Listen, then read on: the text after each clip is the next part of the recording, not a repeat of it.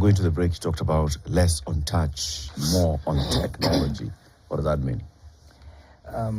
Thank you. We are saying here the individualized learning methods that we have put in place, they are automatically bringing about the less on touch concept.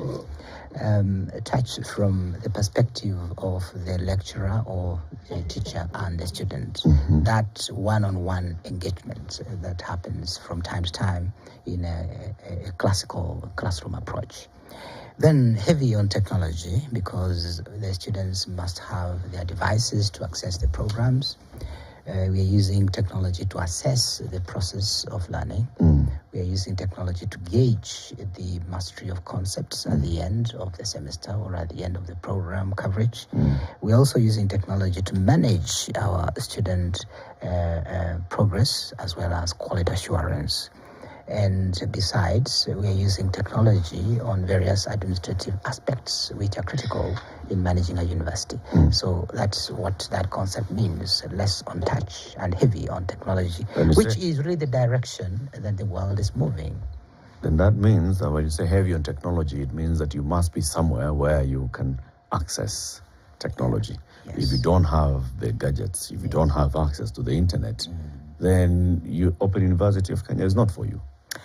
Good. That's the point, really, in the sense that we are looking at the marginalized people in our country and elsewhere where we have registered students from, and trying to enable these students to come on board.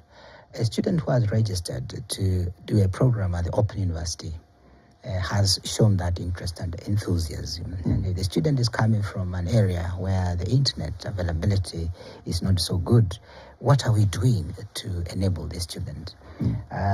We are engaging with the service providers. We are already in discussion with them on areas such as using low internet connectivity approaches, where these students, even if they are on 3G, they are able to access the content in a whitelisted database mode, so that you're able to log in and access the content which may have been delivered earlier and made available at different moments, not necessarily at the same time that it is available on the background. So that is whitelisting approach.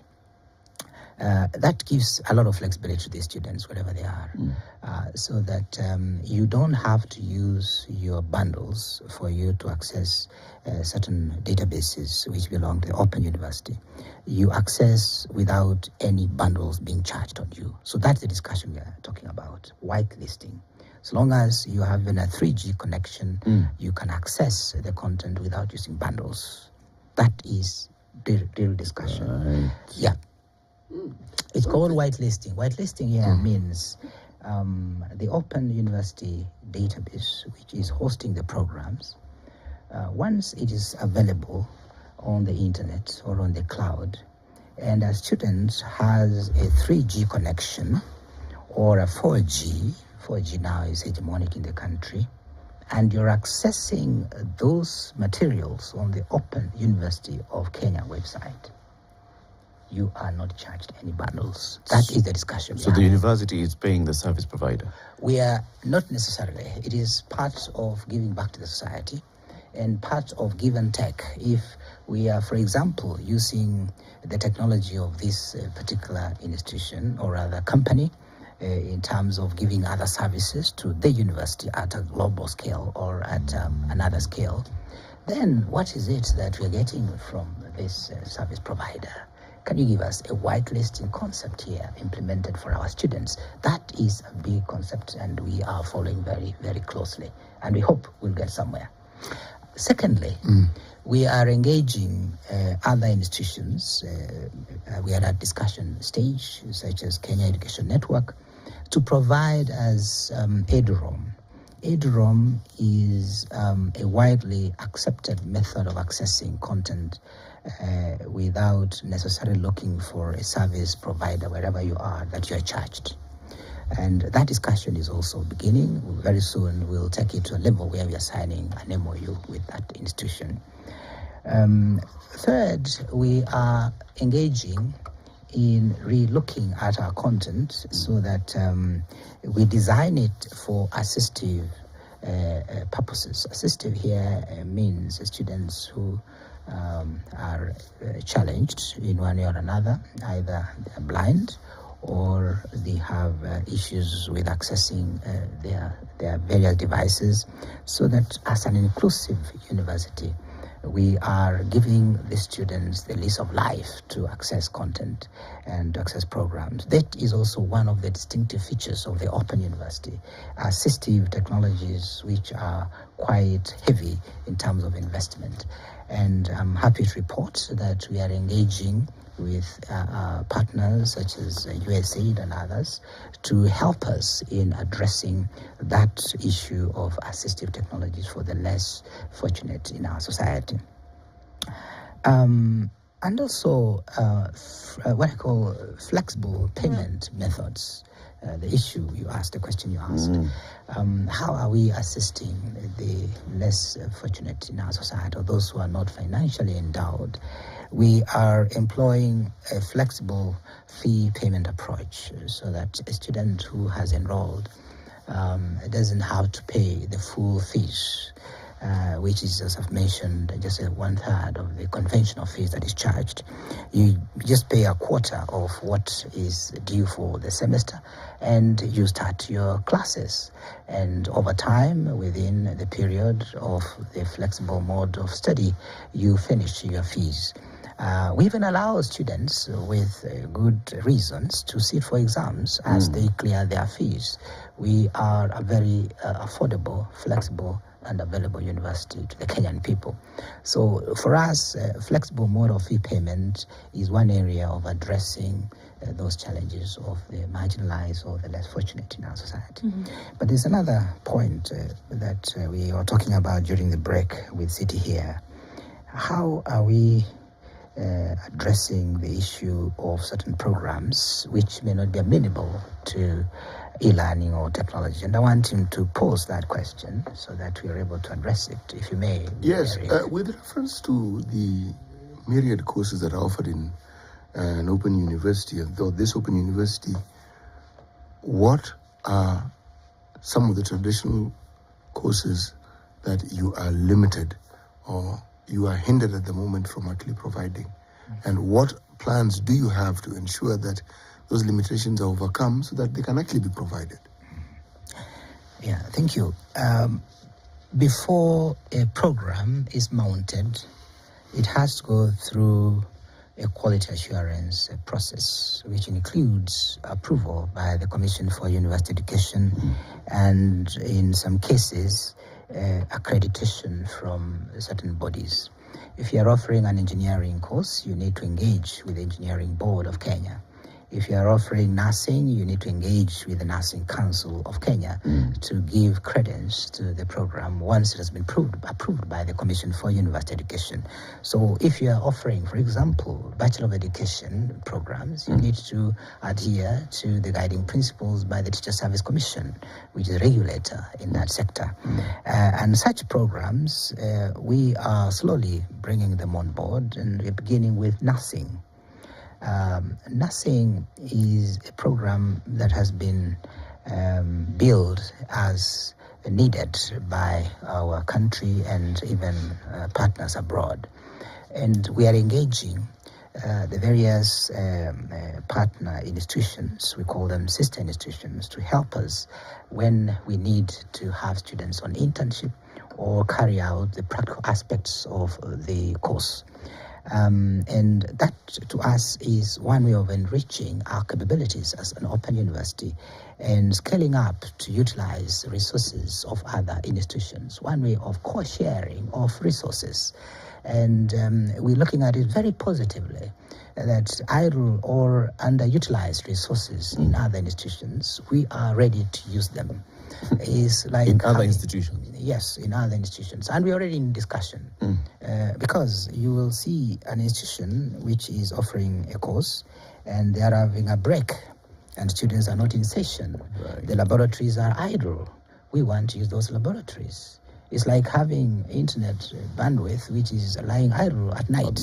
And for us, we are engaging the students during that moment, using that idle resource. So effective utilization of our capacities in our institutions, we are ready to utilize that.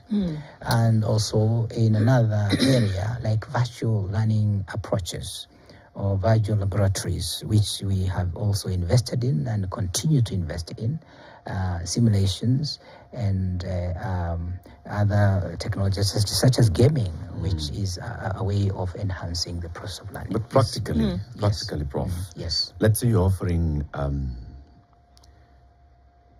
a program on mechanical engineering, right? That would require some practical time, for fabrication, for testing of materials. You need time in a lab, in a workshop, right? How would you be able to offer this via e-learning?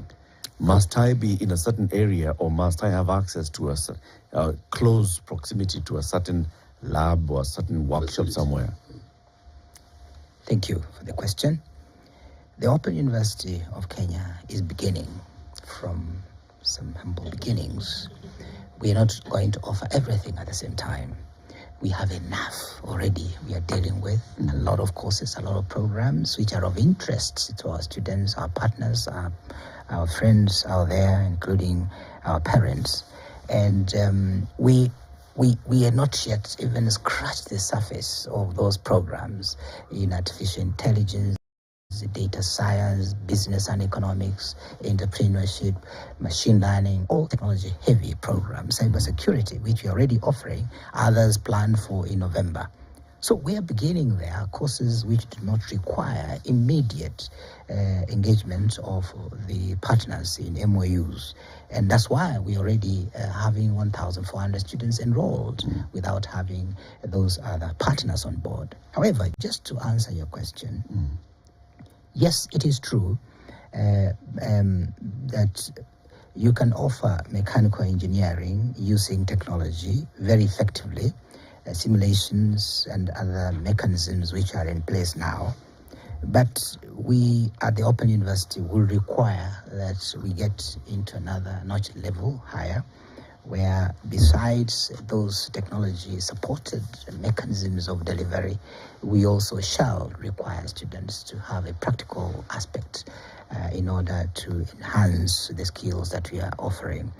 And as I've already mentioned, we will be very intentional and surgical on the programs we are offering so that our quality of the graduates is not in question. If we feel that our technology or our method of delivery is not yet at a level where such courses which are practical heavy can be offered, then we don't offer them. We only offer programs that we are certain that our capabilities is assured, the quality is guaranteed, and our students will be happy and talk about the Open University as we scale through and enroll more and more students. We will not falter on that aspect of quality assurance. So I know you touched on this before, but when we look at the concept of virtual learning, it would appear as though it's a preserve for people who are, able financially only, right? And then when we look at issues of the university funding model and what the Presidential Working Party on Education Reforms did during last year, is that they now demarcated people who were able to then pay certain fees into certain categories, and that would depend on whether you then got a loan grant, whatever that may be in terms of assistance. How do these two touch on each other with Open University when we talk about the funding model? At the same time, we're talking about if you're going to have to use technology for education, you have to have been, one would say, enhanced financially to be able to do that. So how do these two come to play at the Open University? Thank you, Madam, for that question. On the contrary, the Open University is addressing the issue of affordability. And that is a premise on which it is chartered, a specialized university for strategic interests. And the strategic interest here is affordability, access, and inclusivity, without leaving any child or anyone who wants higher education behind. And education is not a preserve of the rich at all, especially the Open University. It is an equalizer, which, according to the Presidential Working Party, who went around collecting views, they realized that higher education was becoming unaffordable. It was becoming expensive. There was a debt of 140 billion that had not been paid based on the less money that was being remitted to universities under the differentiated unit cost. And out of those views and the wisdom of the president, the new funding model was established. This model is addressing the element of affordability, the element of equity, and also quality. And if you look at how it has been structured, the 6 bands, where band 1 is for those who are really very needy and require funding, the government gives you a scholarship of 70%, and you have a loan of 25%, with 5% being shared by the parent, which is called the household. And the band 2 gives you an opportunity to apply and get 60% of the loan and 30%, or 60% of the scholarship and 30% of the loan. And band 3 is 50% of the scholarship and 30% of the loan, 20% household. And band 4 is 40% scholarship, 30% loan, and 30% household. And band 5 is 30% scholarship, 30% loan, and 40% household. I'll give an example. Bachelor of Arts, on average, universities are charging 122,400. The household, the student or the parent, is going to pay 6,120,000 Kenya shillings only per year. So per semester is about 3,000 shillings, which you're supposed to pay. The rest is given to you by the government. If it is medicine, which is another very important program that we offer at the university, is 612 on average, 612,000 on average, and the household in the conventional universities. Okay. And the household is paying 30,600 per year. That's in band 5. In band 5, okay. and average is about therefore 15,000 shillings per semester. So quite affordable indeed here. And that is addressing the issue of affordability as per your question, madam. And the new funding model was specifically meant to ensure that access to education is not a preserve of a few, but affordable by everybody across the strata in our society. And for us, particularly the Open University, we are happy with this model because it is going to help us have more students from different backgrounds. Those who are able will pay a little bit more. Those who are not able, based on the mean testing instrument, a very accurate mechanism of gauging the students' capability. And out of that, students will be banded, and the banding will then give you an opportunity for a loan or scholarship or a household amount to pay. So in a nutshell, it's a good model that differentiates us as per who we are in the society in a very positive sense. Question, teacher, question. How much do the conventional universities charge for a bachelor's in data science? Yeah, thank you for that question. And then how much does the Open University charge? Because you said it's a third. Yes. So, a conventional university, most universities are charging between 300,000 to 400,000. So if I may take 300,000, we are charging 105,000, which is exactly 1/3. Okay. 300,000 per year. Per year. So, and with that, I can still access the university's fund scholarship. Yes. And Higher Education Loans Board loan. Yes. To access this. Yes. So I end up just having to pay 2K. Absolutely. Like the Open University students, we have, as I've said, 7 criteria of admission. The first criteria is if you have a C+, like any other student, then you're welcome to join the Open University. And here you access the loan and the scholarship directly, plus the upkeep, like any other student. Okay. And we have a few of these students here. Okay. And also, if you are from an environment where you're coming based on prior learning, prior learning mature students, and you have been working and we are admitting you based on that sixth criteria, you can still apply for a scholarship, and once you are assessed, you have access to that capability. Okay. Yes. Now, somebody's asking that question.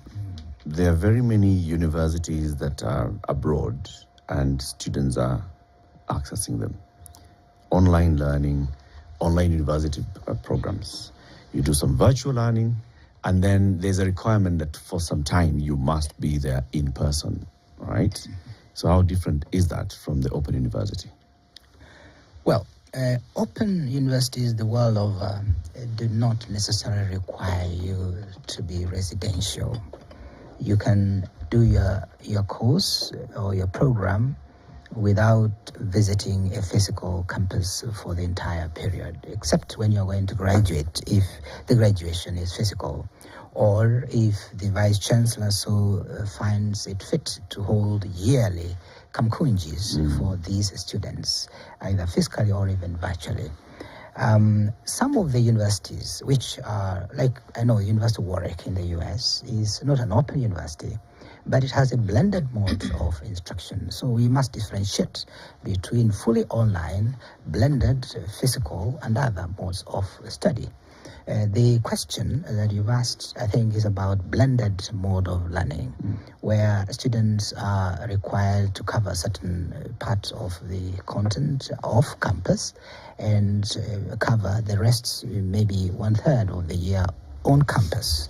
That is blended mode of instruction. You are bringing individualized learning, augmenting it with physical classroom approach. At the Open University, we are fully online and only require students to go out there during internship, where they have their touch with the environment they will be working in, or when we want them to have extra practical skills using our partner institutions that we'll be signing MOUs with. A degree or a diploma from the Open University of Kenya is recognized by the certification authorities in Kenya. Yes. Is it recognized internationally? That is the objective eventually. Right now, yes, it is. The Open University has been chartered by the Republic of Kenya under Section 24(1)(b) of the Universities Act as a specialized institution, and it is fully recognized in the world. It's an international university. In fact, we have students from 18 different countries who have enrolled. A student from, for example, Britain, where we have some, cannot enroll into this university if he or she is not assured that the university is accredited by the Commission for University Education in Kenya. I can say with certainty the Open University is accredited by the government of this republic and recognized by other institutions and other territories across the world, like any other university in this country. Okay, so diplomas, undergraduate degrees, postgraduate degrees, masters and doctorate degrees, and postgraduate diplomas as well being offered. Yes. Where can one get the suite of the current courses being offered? Very well. You go to the website ouk.ac.ke, ouk.ac.ke. You don't do anything, just type ouk.ac.ke. That's the URL or the universal resource locator that you can use from your phone, from your device, and right there you are on the website. And all the programs are there, ranging from technology-based, business, leadership, and accountability, which is a very popular program, mathematical analytics, which is being offered as from November this year, and a range of several other programs. Latif, let me mention that we started with 7 programs. We would have had 8, but the 8th program, Agriculture and Biosystems Technology, was shelved in order to prepare ourselves for the practical aspects that the students need. That's how serious the Open University is. Even though it was approved by the Commission for University Education, we had to shelve it until we are ready with those institutions where the students will carry out their practicals. We are also having 19 new programs, which I mentioned last time, as spanning through from artificial intelligence, machine learning, computational mathematics and modeling, all of them being offered hopefully from November once they are approved by the Commission for University Education. Prof, once again, thank you very much for joining us today. And you've shed a lot of light on this Open University. Again, that URL is? ouk.ac.ke.